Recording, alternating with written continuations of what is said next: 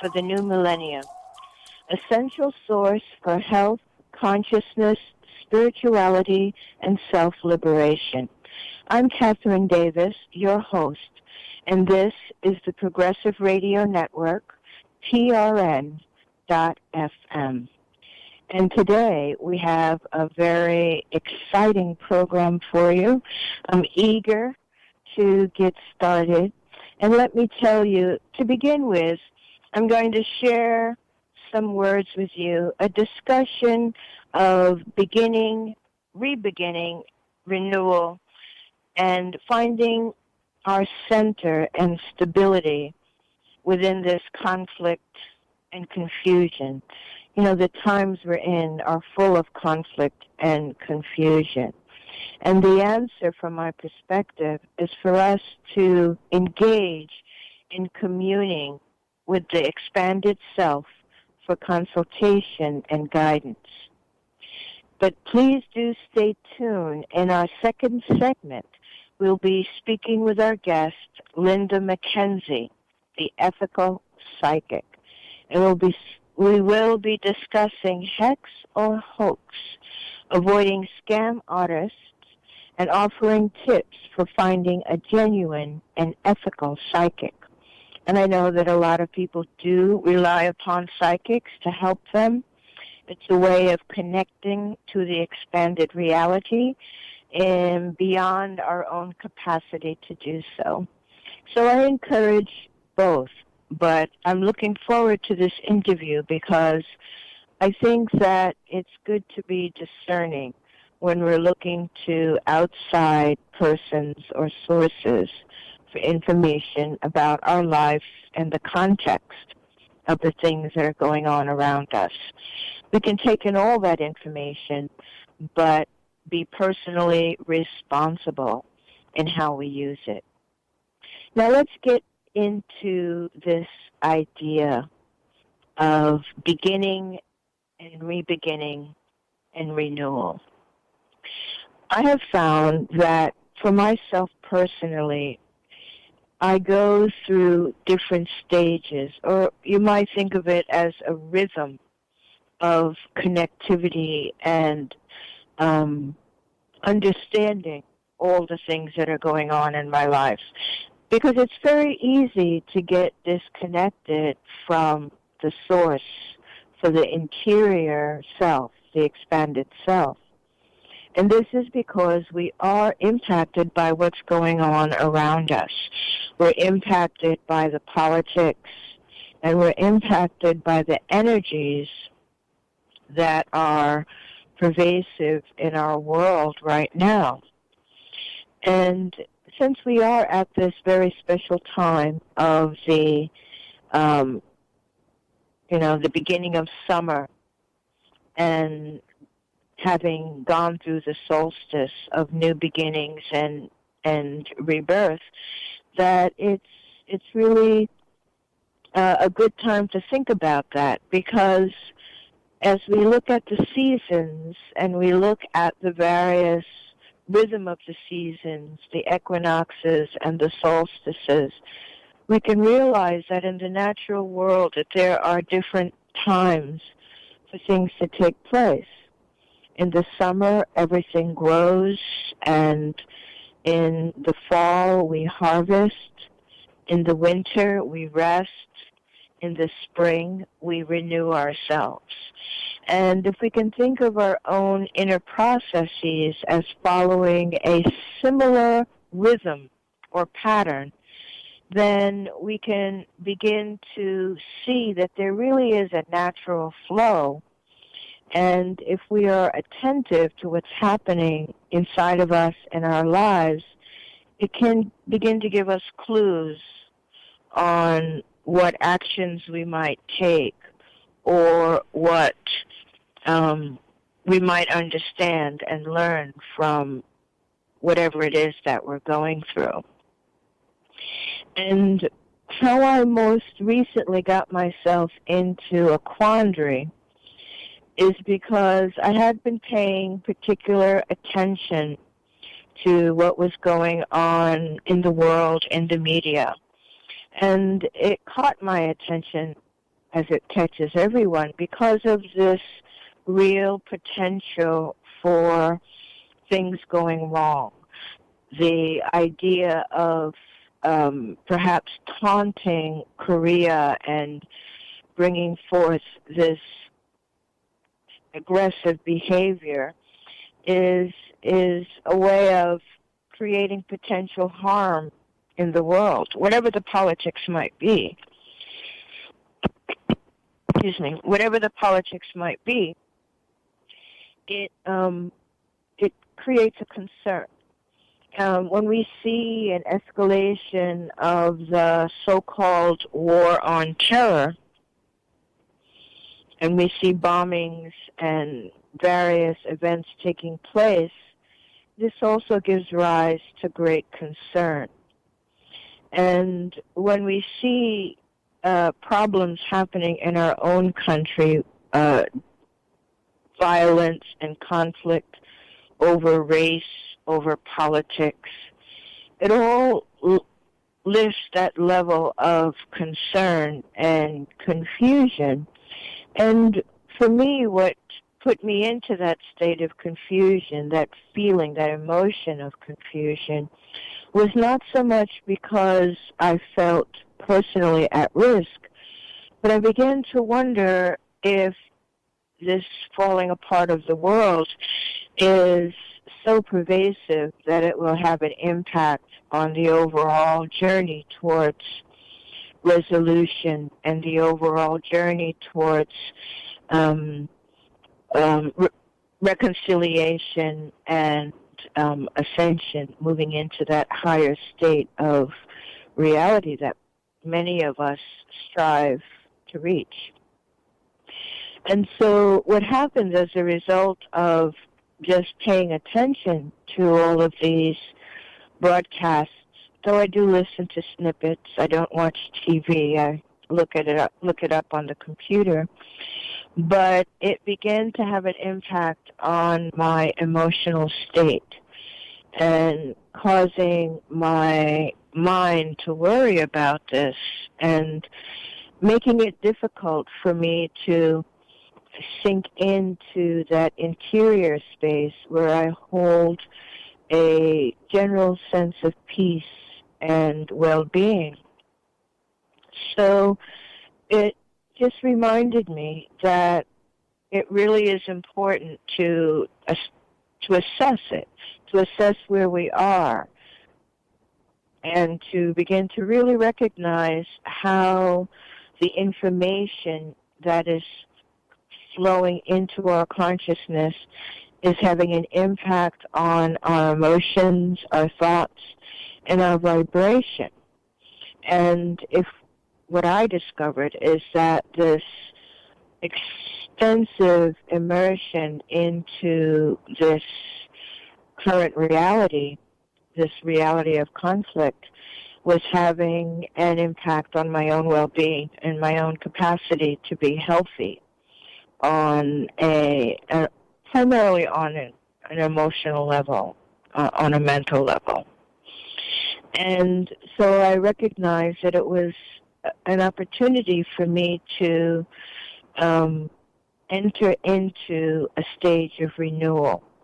So like the seasons, perhaps the season of winter, when you pull back and go inside, is the energy that was required for me to detach from the goings-on of the world.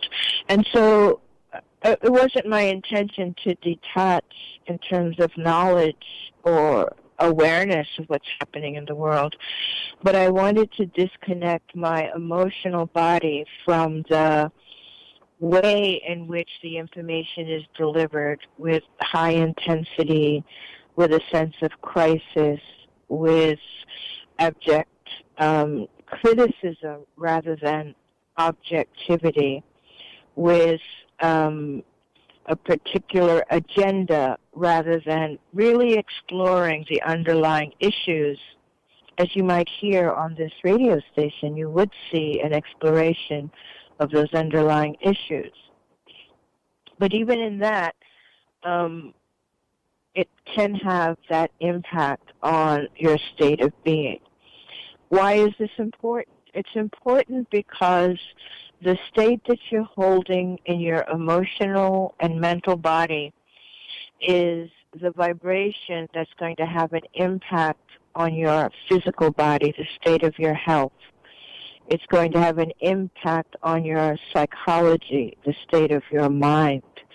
And it is also going to have an impact in that vibrational resonance field that you have emanating from your being. And it's that resonance field that will attract specific experiences and people into your life.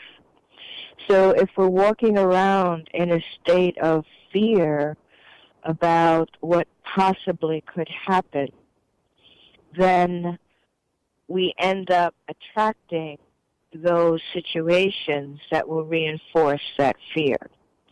And it ends up being a spiraling situation that ultimately put you in some kind of danger or ultimately break down the systems of your body because of the stress and the worry that you're engaging in.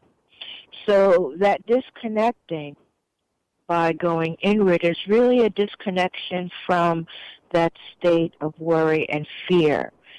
We can still hold the information and be aware without being afraid of it.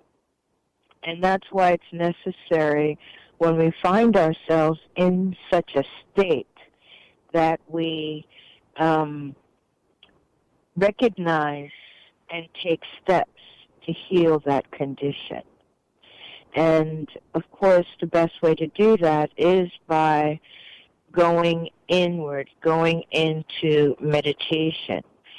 And we do this first by reducing for a time the connection, the contact with the information in terms of its energetic delivery. So when you watch an editorial on one of the mainstream media, it's going to be delivered in such a way that has an energetic signature that's designed to capture you, to capture your attention, that's designed to keep you coming back. Like there's a sense of urgency that if you don't tune in, you won't know what's going on. And the only way to be safe is to know what's going on. And I suggest that the way to be safe is to disconnect from that energy and bring yourself to the interior of your body and begin to recognize the safety that you have and the support that you have from the internal self and the expanded self. And in the beginning it might be challenging because when you're in that state of worry or fretfulness, making the transition can be difficult. So the first step is to cut off the offending material that's causing the agitation. So it's an energetic disconnect.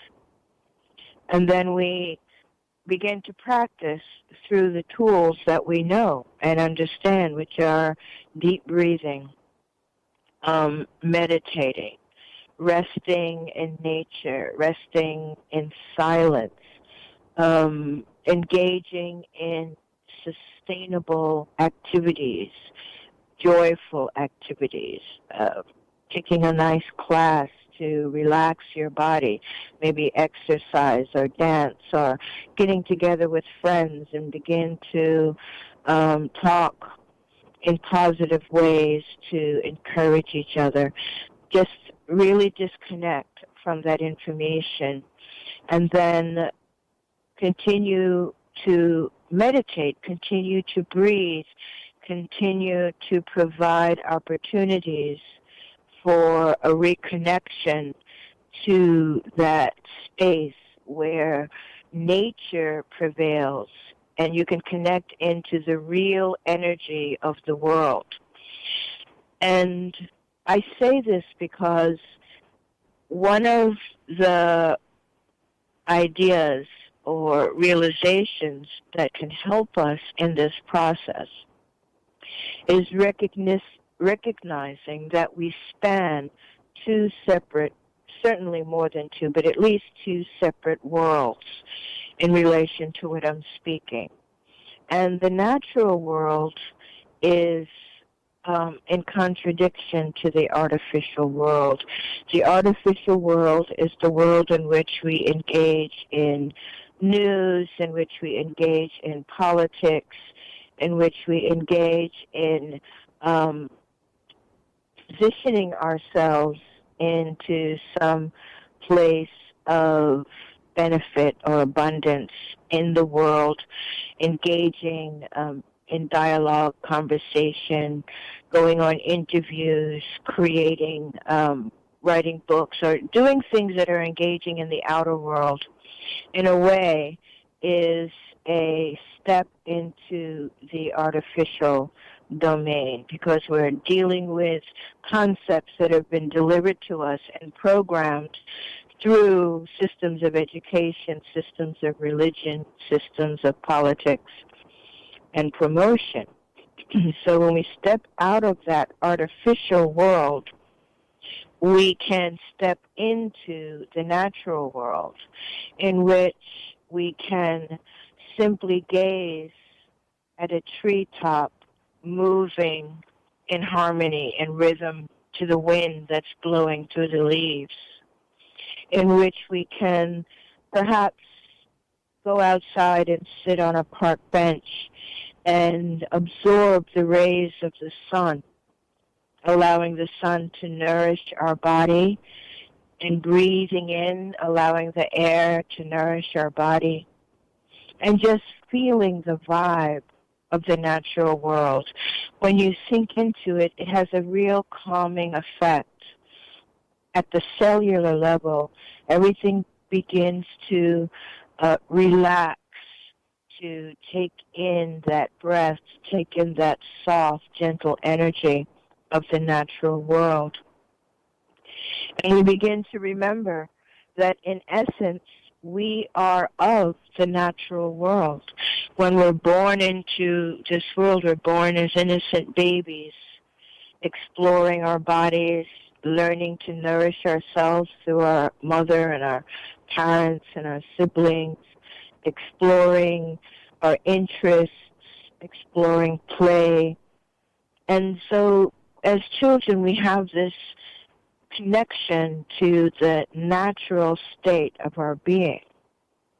And when we get too far down that hole, that sinkhole of the artificial world, then we can use this understanding of stepping back, putting both feet into the natural world, putting your feet on the actual earth, allowing your awareness to sink into the earth itself, to feel the vibrations of the trees and the bushes and the flowers, and to take in the scents of the vegetation. And in this way, it just puts the body, puts our emotions and our mind, our mentality, pulls it back into balance, and allows us to recenter ourselves and forge a renewal, to be able to bring our focus back into that which is beneficial for our overall well-being and for the true calling that we come into the world with. If we spend all of our energy on the outer conflict, it takes away energy from that which would nourish and sustain your life force. And once we can reach that sense of centering, and allow the natural world to allow our breath and our inner focus to return to that stability, to that sense of exhale, of relaxing. Then we can re-engage the communing, the conversation, and the consultation and guidance that we can receive from the source of our being, the Most High, also from the soul, that part of the Most High that is your individual self on the divine level. And when you're in that connected space, then you have, in many ways, a veil of protection.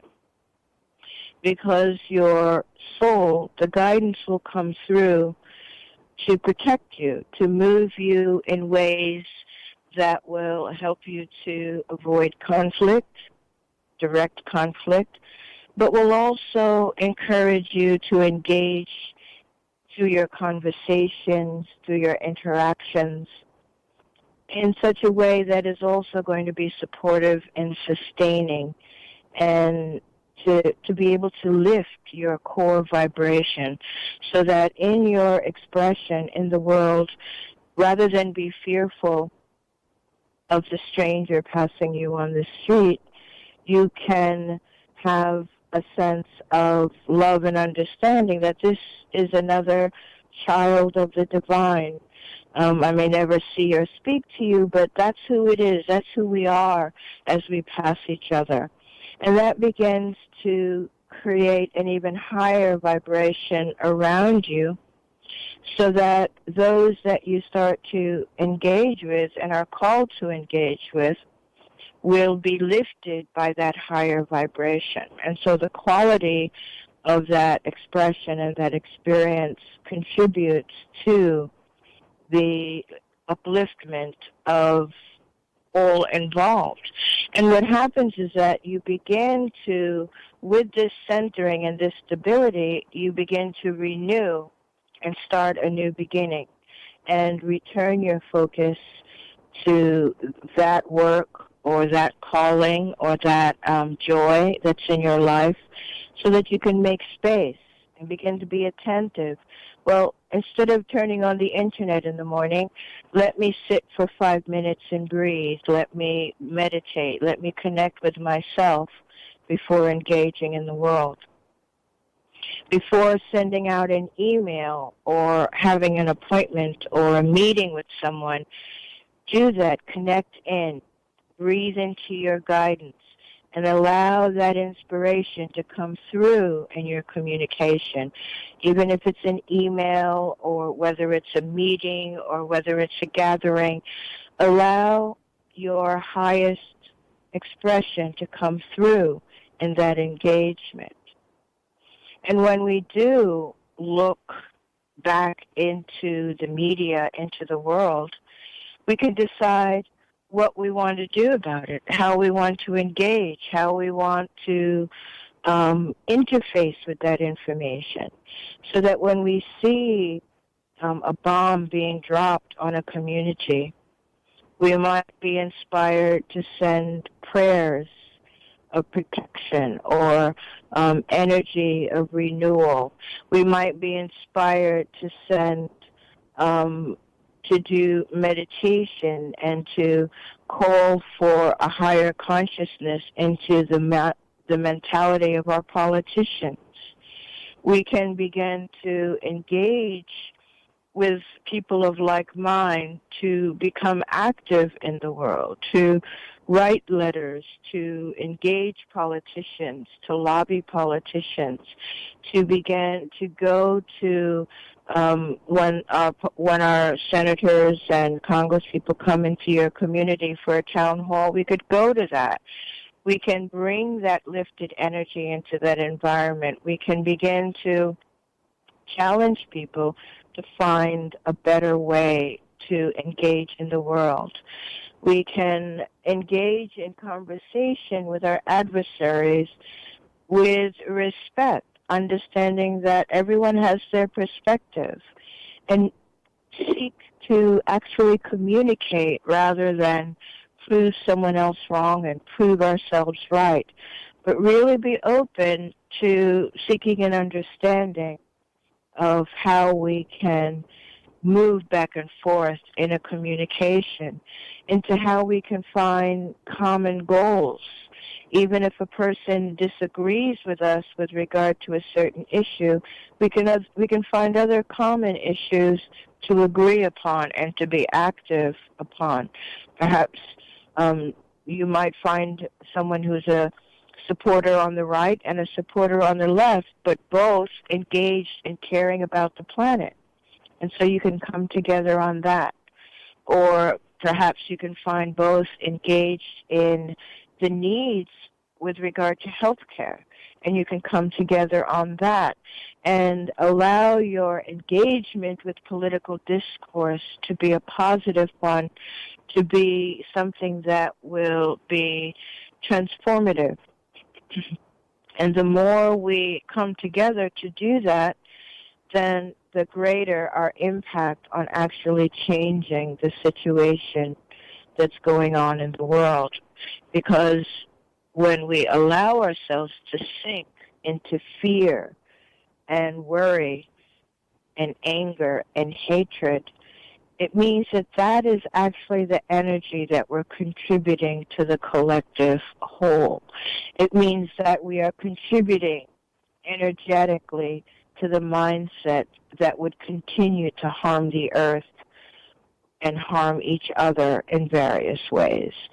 So it's a complex way of keeping ourselves in that state of renewal and beginning and creativity, so that we can find new ways again and again to express ourselves and to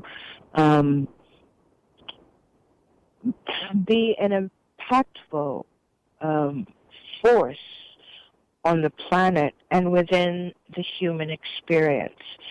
So it's something that I find is absolutely necessary for me to do. We're all in this together. We're all in this with the same conditions impacting us. It doesn't help to claim to be awake or ascended or completely on the other side or finished with the work. Because as long as we're alive, we're going to be subject to the environment, to the milieu that's around us. And as long as we're alive, we are engaged in the perfecting of our own sense of self, our own sensibilities, our own craft, and our spiritual evolution. It's an ongoing process for everyone. Whether you're looking at the Dalai Lama or whether you're looking at somebody in a prison who's committed a crime, everybody is in the same boat and subject to the same conditions. No one is immune. And so, with that being the case, we can each define for ourselves how we're going to move through this world in a way that is going to uplift us rather than pull us down. We want to engage in a way that's going to spread wealth, abundance. And when I say that, I mean wealth of experience, abundance of resources, abundance of joy, abundance of communication, abundance of love, abundance of healing. And in order to pursue this renewal, we, at our foundation, have to create for ourselves that commitment, because there's always going to be a time of getting lost or feeling bad and down in the dumps or getting angry and frustrated. It's completely natural. But how we respond to those times is how we take responsibility for ourselves and engage in such a way that allows us to move forward and grow and change the reality in which we live. So as a reminder, coming up in our next segment, we're going to be speaking with Linda Mackenzie, an award-winning author, radio host, and psychic. And we're going to be talking about some interesting topics, hex or hoax, avoiding scam artists and tips for finding a genuine and ethical psychic. For those of you who'd like to connect more deeply with myself, you can join me at a ongoing meditation and movement class for body wellness and stress reduction at Studio Maya in Brooklyn, 603 Bergen Street. For more information, send an email to heartofmindradio@gmail.com or leave a phone message at 347-480-1694. We're going to hear a bit of music as we transition, and this is a lovely song called Air and Angels by Lotus. Stay tuned, and we'll be back in a moment with Linda Mackenzie.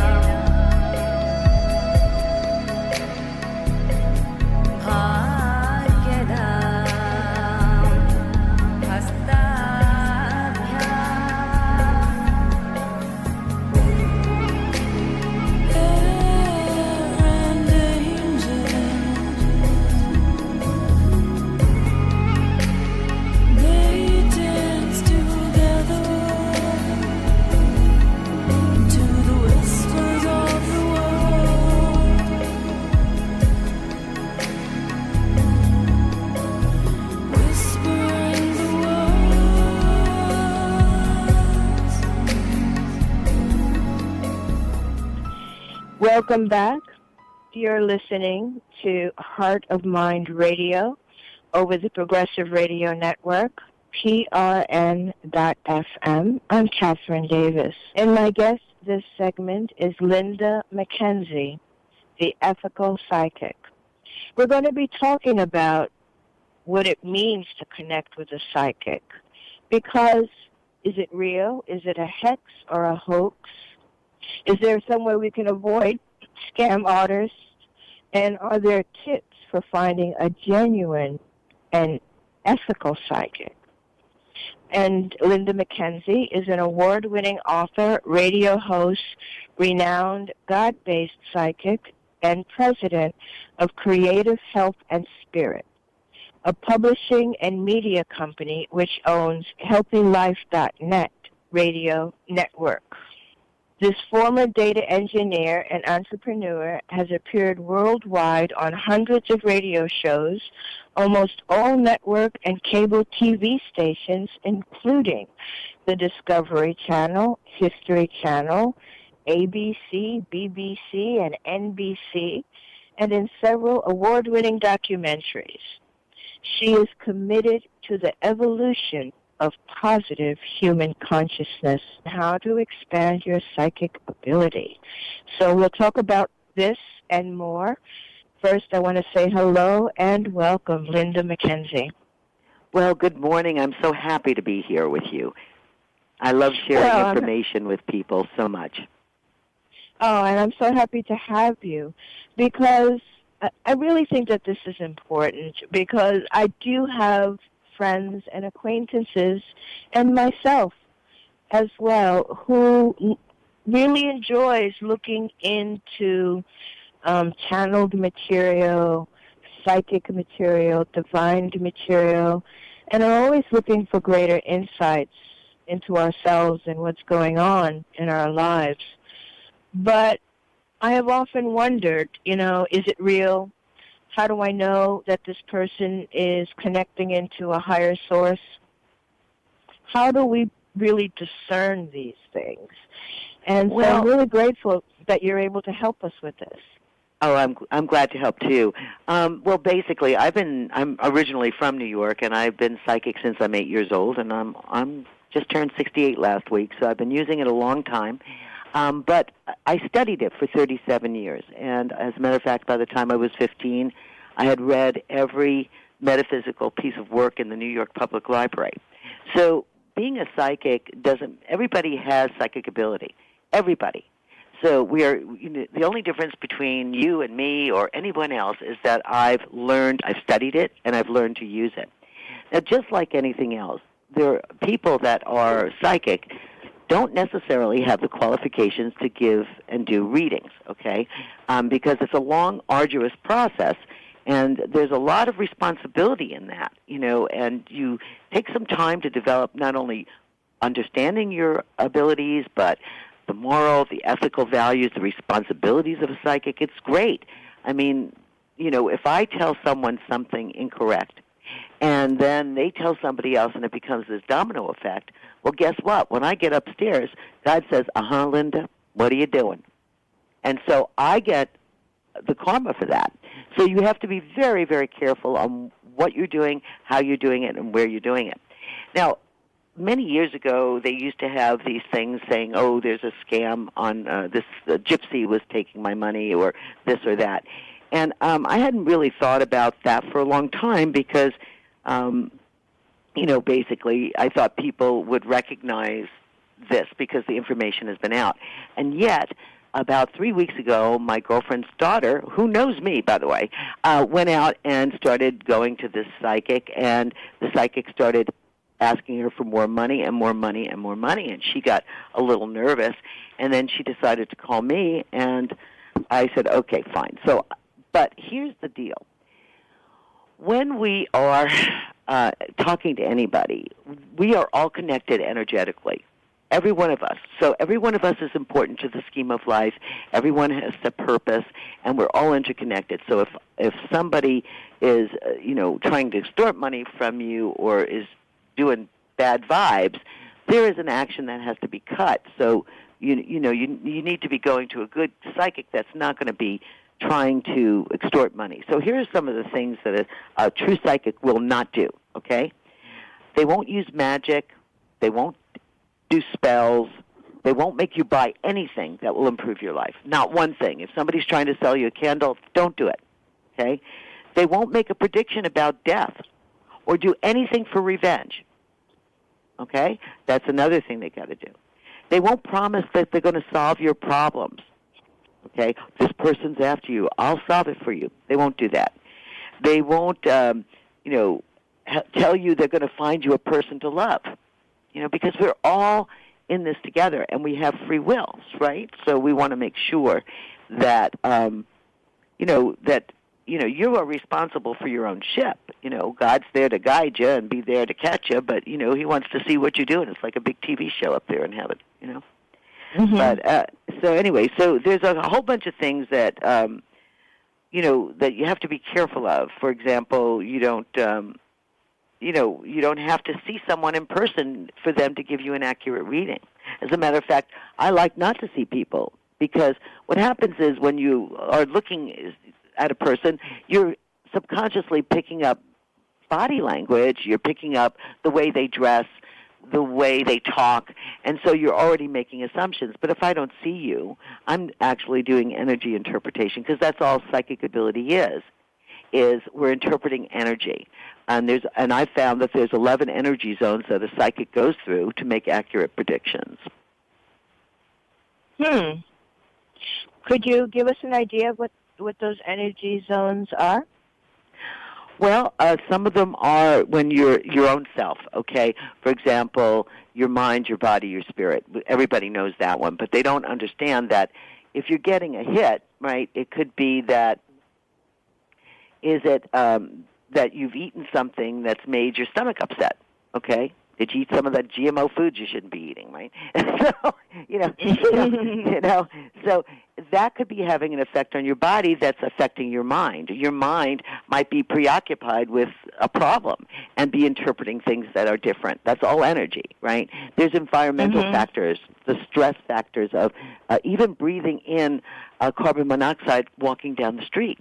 So you have to be aware of all of these. And then there's earth energies, right? There's inanimate energies and there's physical energies. For example, if the earth starts shaking here in California, I know that's probably an earthquake, right? So that's a physical energy that, for me, I can get a premonition to I understand when the earthquakes are coming, but that is interpreting energy. But then there's inanimate energies, where, for example, in Sedona, you can't see these things, but there's vortexes, and these vortexes are like these kind of ley lines that are underneath the earth.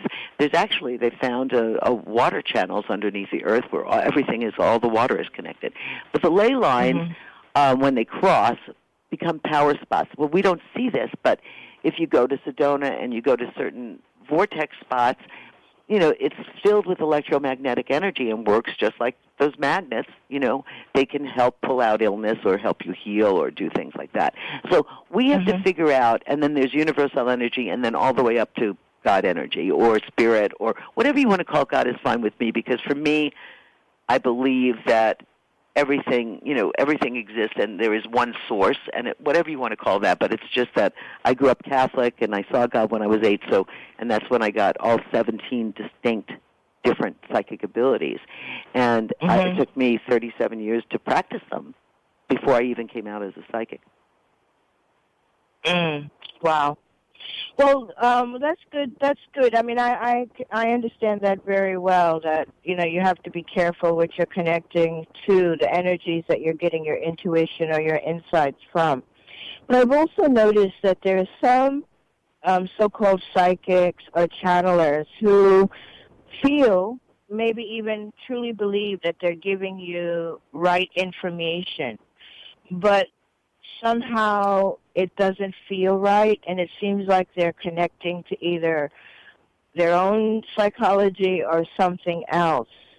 And so I'm wondering if you could advise people a little bit on how to have that perception of what's going on with the person they're engaging with, and, how to avoid it, how to stay out of trouble.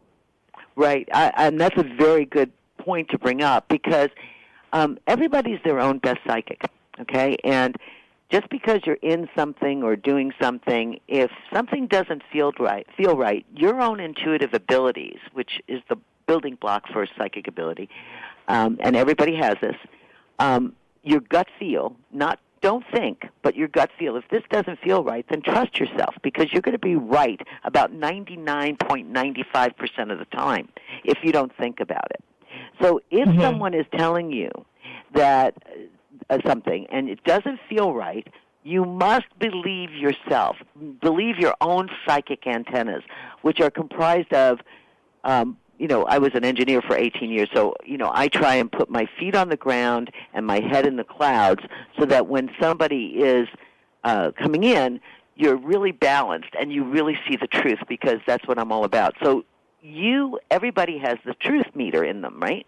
I mean, when you're telling a lie, whether you want to or not. When you don't want to believe something and that somebody's telling you and you're trying to overcome that, it will nag you. Truth will nag you until you accept it, right? So your gut feel will tell you this is right, this is not right, and if it's not right, say thank you so much, get up and walk out. Same thing if you're reading a metaphysical book. There might be something, if you're drawn to the book, there's probably something in there that Source wants you to see. So you can read it, but you don't have to believe every word of it. Trust your own intuition, your own gut feel. That's the one that's going to be right. And do your homework before you see them. Find out from other people. Look on the web. See if there's any write-ups on them. You can go to the Better Business Bureau. A lot of times people will write up reviews on psychics and stuff that haven't been doing right. But most of all, trust your own gut feel. You're going to be right. That's important. And I would also like to take this just a bit further, if you can, for people who may have already gotten themselves into trouble and are now struggling with the negative impact. I was in contact with someone who went to a group that said that they were going to help her, they were going to use charms or something and help her find a mate. And then she ended up having an entity engage in her field and doesn't know what to do about it. So, I think that there can be real negative impacts, and I was wondering if you have any insight on how people can recover from a negative impact. Well, there's a whole bunch of things to do, but the thing is sometimes these entities, and I could get into that for a long time, but the entities themselves could be very, very difficult to get out if you can't.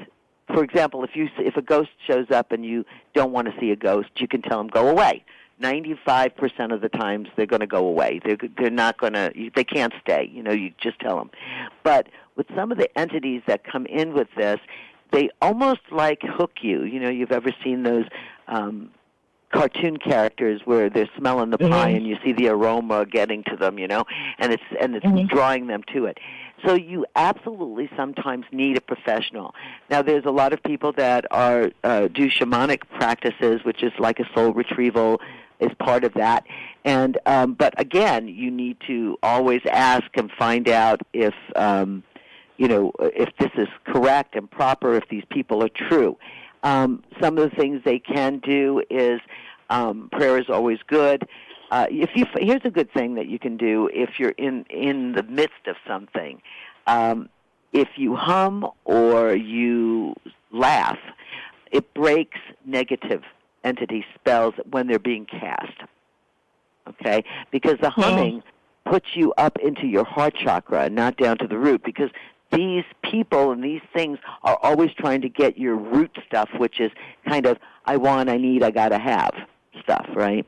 So you want to make sure that you're not coming from that place, which is where they aim. Okay, I want a boy, I want to get well, I want a boyfriend, I want, this is all want, need, that kind of stuff from root.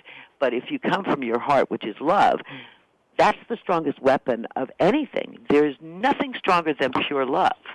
And so you can pray, there's different kinds of crystals to use, there's different kinds of prayers and chants and all sorts of things. But if worse comes to worse and it's not working, then you need to seek some professional help, just like you would go to a doctor. You went to the doctor, now you got to go to the specialist, the surgeon, to remove that stuff. And again, it doesn't have to cost you a lot of money. Okay, it doesn't. They won't need to use any tools or paraphernalia. You don't need tarot cards to do readings. You don't need any of that.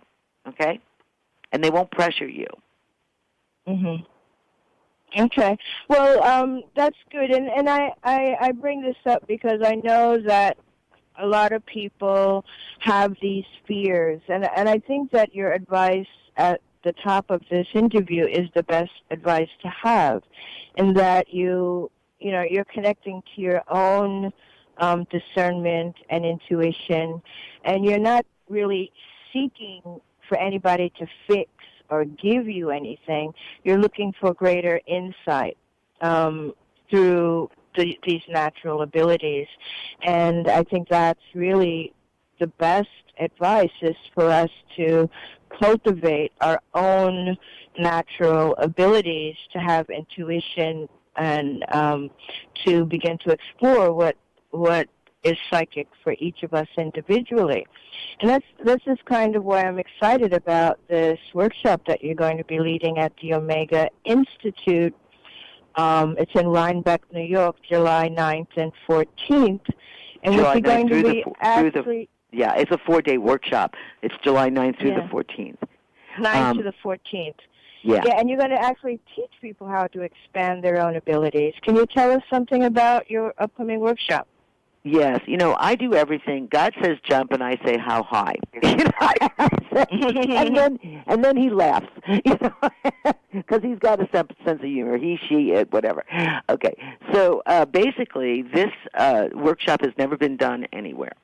And since I have all the 17 abilities, we're going to be taking this wonderful workshop, and we're going to be exploring each and every one of the 11 energy zones. And we are going to be exploring each and every one of the 17 psychic abilities. And it's not, but we're coming from a place not about me, okay? Because we are in a position in the earth right now that we must band together in love and kindness. So it has to be about the we and not about the me. So this workshop not only gives you all this information, which is, 60 years of study for me, okay? It gives you all this information, but it's to help transform you into a loving, vibrant, positive being, so that you then can help transform the planet, so that we're all experiencing that. So this is the next step. It's how to be an ethical psychic to help transform yourself and the planet.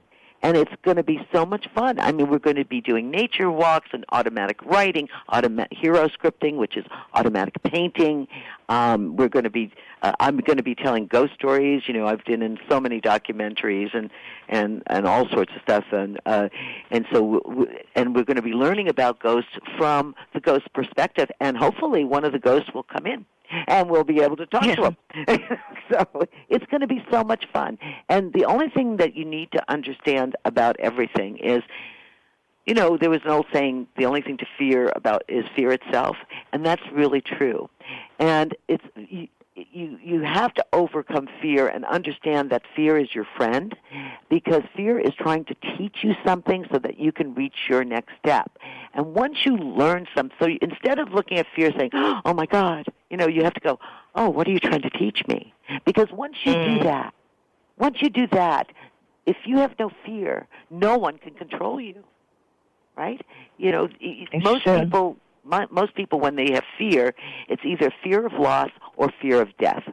And since there is life on the other side, I've been there, okay?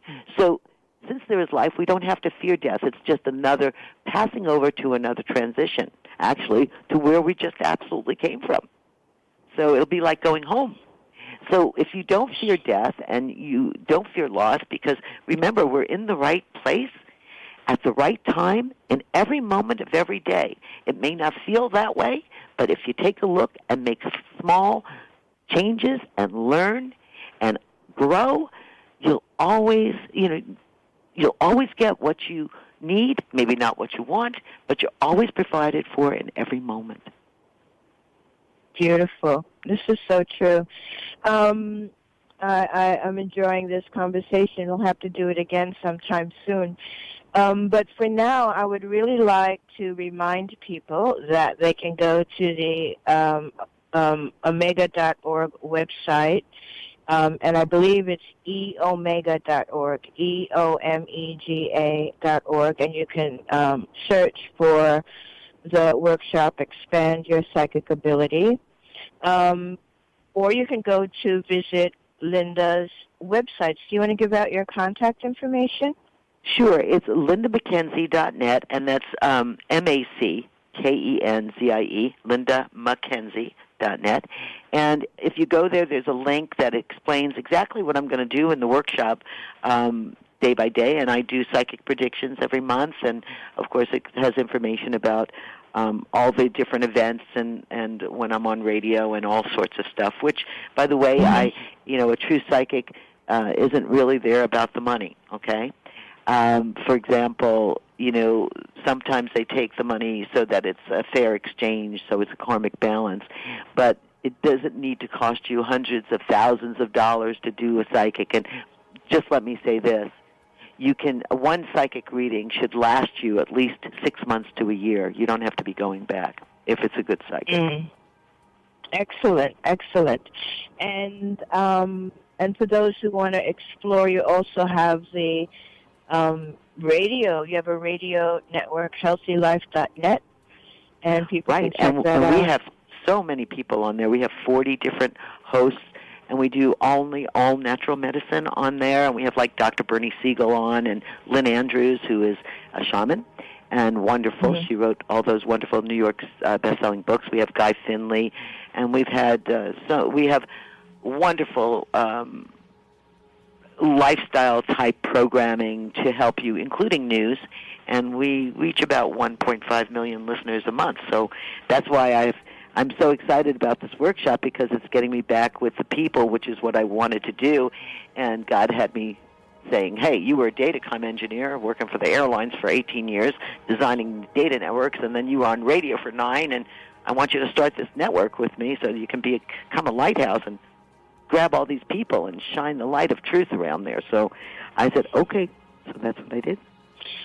That sounds wonderful. And also, I just wanted to remind folks that you can go to our website here at prn.fm on the Internet, and if you search the Heart of Mind Radio archive page, you'll find this information and links to connect you to Linda Mackenzie and to a link to the Omega website. So you'll be able to make that connection by going to prn.fm and the Heart of Mind Radio webpage. You can also download the program and maybe send it off to your friends so that you can consider discussing it and getting involved in a variety of ways. So I encourage you to do that.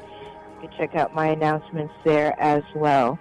And we are just about out of time for today's segment. I want to thank you very much, Linda Mackenzie, for joining me today. You are an award-winning author, radio host, renowned God-based psychic, and president of Creative Health and Spirit. So thank you very much. If you have a final word, you have about half a minute. Right. Well, I just want to say thank you, Kathy. You do such wonderful work. And I just want to give many blessings to everyone out there as well as to you. I want to give a lot of positive vibes and energy and happiness, and I wish you that with all my heart. Thank you very much, and I wish you the same, for sure. And I want to thank all of you who have tuned in and joined us today, and invite you to stay tuned to the Progressive Radio Network, prn.fm, for more great programming. Take care for now, and I'll see you again next Saturday.